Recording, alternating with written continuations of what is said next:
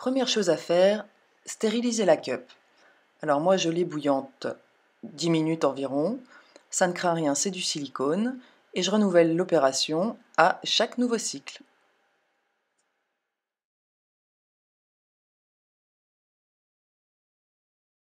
Première technique, on écrase la cup, on la plie en deux, et ensuite vous l'insérez.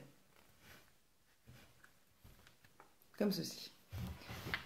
Deuxième technique, on appuie avec un doigt d'un côté, ça la met en forme un petit peu profilée, et j'ai le doigt coincé. Et voilà, on l'insère ensuite de cette façon. Hop, et elle viendra se déployer. Certaines m'ont dit, mais c'est vraiment énorme ce truc. Alors ne vous inquiétez pas, moi j'ai choisi une taille A, parce que j'ai eu un enfant, mais il existe une autre taille pour celles qui ont moins de 30 ans ou qui n'ont pas eu d'enfant par voie basse. Donc tout va bien, on reste cool. Je vais maintenant vous montrer la technique que je trouve simple pour l'insérer. Donc je la plie en deux, comme je vous ai montré tout à l'heure. Donc je l'écrase, je la plie en deux, et à partir de ce moment-là, je peux l'insérer comme ceci,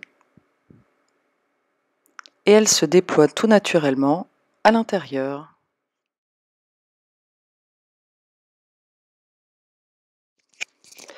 Pour bien vérifier l'étanchéité de la cup, je vous conseille de la faire tourner sur elle-même une fois insérée pour qu'elle trouve sa position optimale.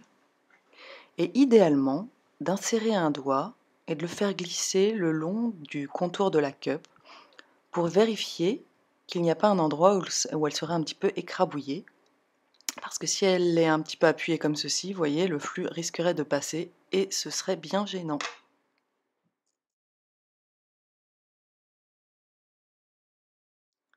Alors, pour retirer la cup, vous pouvez commencer par utiliser vos muscles du périnée pour la faire descendre vers le bas, puis attraper la tige doucement et tirer gentiment d'un côté, puis de l'autre. Elle va descendre naturellement et vous pourrez l'enlever sans pour autant repeindre votre salle de bain. Si, promis. Une dernière question, est-ce qu'on peut faire du sport avec la cup? Eh bien oui, j'ai testé pour ma part la course à pied et la natation, aucun problème, vous pouvez y aller.